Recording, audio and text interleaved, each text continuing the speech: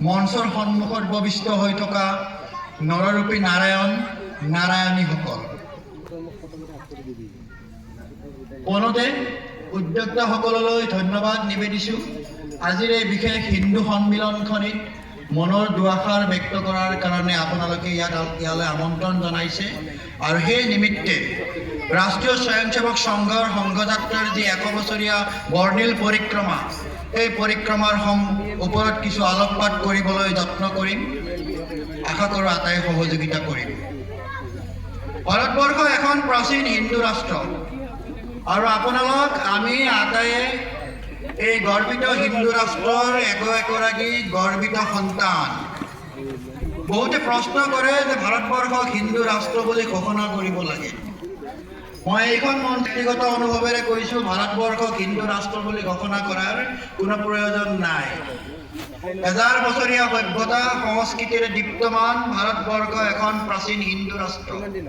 ইয়াত একো নতুনত্ব নাই। আপুনি বেদ বেদান্ত অধ্যয়ন কৰক, আপুনি উপনিষদলৈ লক্ষ্য কৰক। ভাৰতবৰ্ষ যে হিন্দু ৰাষ্ট্ৰ, বিষ্ণু পুৰাণেই হওক অথৰ্ব বেদেই হওক, তাত জল পটকৈ সাক্ষ্য প্ৰমাণ ইতিহাসত লিপিবদ্ধ হৈ আছে। আৰু তাৰে আমি একগৰাকী গৌৰৱী সন্তান। এতিয়া কথাটো হ'ল, হিন্দু মানে কোন? আমি যদি সংঘৰ দৃষ্টিৰে যদি বিষয়বস্তুসমূহ চাবলৈ যাওঁ, হিন্দু হৈছে সেইসকল ব্যক্তি আৰু ব্যক্তিৰ সমষ্টি যিয়ে নিজৰ পূৰ্বপুৰুষৰ 1000 বছৰীয়া সভ্যতা সংস্কৃতিৰ লগত একাত্মবোধ পোষণ কৰে, একাত্মবোধ অনুভৱ কৰে।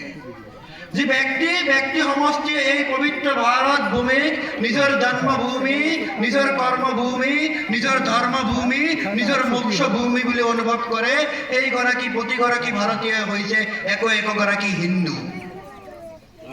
আৰু এই অসংগঠিত হিন্দু সমাজকেই সংগঠিত কৰাৰ উদ্দেশ্যেৰে 1925 চনৰ 27 ছেপ্টেম্বৰ তাৰিখে পৰম পূজ্য ডাক্তৰ কেশৱ বলিৰাম হেডগোৱাৰজীয়ে এটি সংগঠনৰ আৰম্ভণি কৰিছিল আৰু সেই সংগঠনটোৱে হৈছিল ৰাষ্ট্ৰীয় স্বয়ংসেৱক সংঘ। এতিয়া প্ৰশ্ন হ'ল, ডাক্তৰ কেশৱ বলিৰাম হেডগোৱাৰজীনো কোন আছিল? আমি যদি ভাৰতীয় সভ্যতা সংস্কৃতিৰ ইতিহাস চাওঁ, ভাৰতবৰ্ষত এনেকুৱা কেইবাজনো মনীষী আছিল যিসকল মনীষীয়ে ভাৰতীয় হিন্দু সমাজক একত্ৰিত কৰাৰ কাৰণে চেষ্টা কৰিছিল। আপুনি ৰামকৃষ্ণ পৰমহংসদেৱৰ কথা উনুকিয়াব পাৰে, আপুনি স্বামী বিবেকানন্দজীৰ কথা ক'ব পাৰে, নতুবা ভক্তি আন্দোলনত যিসকল মনীষীয়ে অংশগ্ৰহণ কৰিছিল, আধ্যাত্মিকতাৰ জোৱাৰ আনিছিল, প্ৰতিগৰাকী মনীষীয়ে ভাৰতবৰ্ষৰ পুণ্যভূমিত হিন্দু সমাজক একত্ৰিত কৰাৰ কাৰণে চেষ্টা কৰিছিল। স্বামী বিবেকানন্দজীয়ে 1893 চনৰ 11 ছেপ্টেম্বৰত চিকাগোত ভাষণ দিছিল, বৌদ্ধিক প্ৰদান কৰিছিল আৰু গৰ্বেৰে কৈছিল, মই এগৰাকী গৰ্বিত হিন্দু। আমি হিন্দুসকল এলা পেচা নহয়, ঈশ্বৰস্য পুত্ৰস্য, ঈশ্বৰৰ সন্তান, আমি ঈশ্বৰৰ পুত্ৰ। এই কথা আওৰাইছিল স্বামী বিবেকানন্দজীয়ে 1893 চনৰ 11 ছেপ্টেম্বৰ। আৰু সেইহেন সময়ছোৱাতে 1889 চনৰ 1 এপ্ৰিল তাৰিখে বৰ্ষ প্ৰতিপদ তিথিৰ দিনা, অৰ্থাৎ হিন্দু নৱবৰ্ষৰ কেলেণ্ডাৰ অনুসৰি প্ৰথম দিনটোতে এইখন ভাৰতবৰ্ষতে এগৰাকী মনীষীৰ জন্ম হৈছিল আৰু সেই মনীষীগৰাকী আছিল ডাক্তৰ কেশৱ বলিৰাম হেডগোৱাৰজী, যাক আমি আটাই শ্ৰদ্ধাৰে ডাক্তৰজী বুলি কি কৰোঁ, সম্বোধন কৰোঁ। তেখেতৰ পিতৃ আছিল এগৰাকী বেদজ্ঞ পণ্ডিত বলিৰাম হেডগোৱাৰজী আৰু ডাক্তৰজীও সৰুৰে পৰা কি আছিল, স্বাধীনচিতীয়া মনোভাৱৰ আছিল।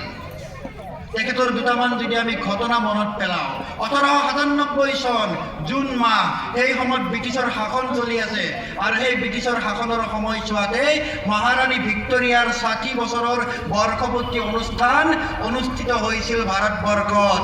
ঠায়ে ঠায়ে উলহ মালহেৰে মহাৰাণী ভিক্টৰিয়াৰ বৰ্ষপূৰ্তি অনুষ্ঠান পালন কৰা হৈছিল। বাল্য কেশৱে অধ্যয়ন কৰা বিদ্যালয়খনতো মিঠাই বিতৰণ কৰা হৈছিল, কিন্তু বাল্য কেশৱে সেই মিঠাই গ্ৰহণ নকৰিলে। শিক্ষকে সুধিলে, সকলো ছাত্ৰই মিঠাই গ্ৰহণ কৰিলে, তুমি কিয় মিঠাই গ্ৰহণ কৰা নাই? তেতিয়া বাল্য কেশৱে ক'লে যে আমাক শাসন কৰা ব্ৰিটিছৰ এই শুভ দিনৰ মিঠাই মইনো কেনেকৈ গ্ৰহণ কৰোঁ। এগৰাকী বাল্য শিশুৰ বক্তব্য, স্বাধীনচিতীয়া স্বাভিমানী শিশুৰ বক্তব্য। সেই সময়তে বাল্য কেশৱৰ ঘৰৰ পৰা নিলগত এটা সীতাপুৰ্তি ফৰ্ট, এটা দুৰ্গ আছিলে। সেই দুৰ্গটোৰ ওপৰত কিহৰ পতাকা জিলিকি আছিলে? ব্ৰিটিছ পতাকা জিলিকি আছিলে। বাল্য কেশৱে জানিছিল এই সীতাপুৰ্তি ফৰ্ট বা দুৰ্গৰ যিটো দুৰ্গ আছিলে তাত এসময়ত হিন্দু ৰজাৰ আধিপত্য আছিলে। তেওঁ নিজকে নিজে থিৰাং কৰিলে